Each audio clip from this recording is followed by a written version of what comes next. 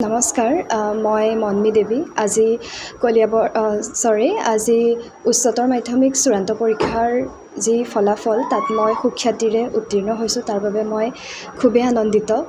ইয়াৰ বাবে মই মোৰ শিক্ষাগুৰুসকল লগতে মোৰ মা দেউতাক মই অশেষ ধন্যবাদ জ্ঞাপন কৰিছোঁ।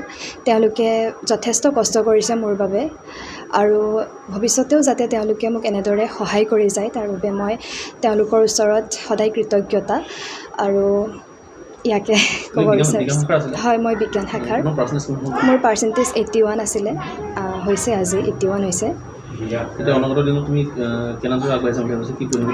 মই প্ৰথমে BSc টো কৰিম বুলি ভাবিছোঁ। এজন টিচাৰ হিচাপে মই মোৰ জীৱনটোক আগুৱাই নিব বিচাৰোঁ।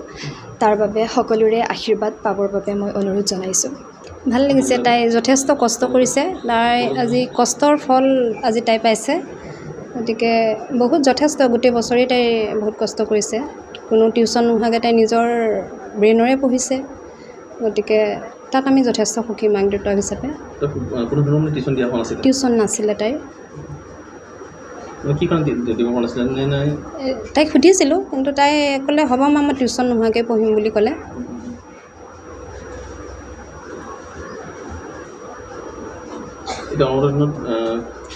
পঢ়াবৰ কাৰণে কেনেদৰে আগুৱাই নিম বুলি ভাবিছে?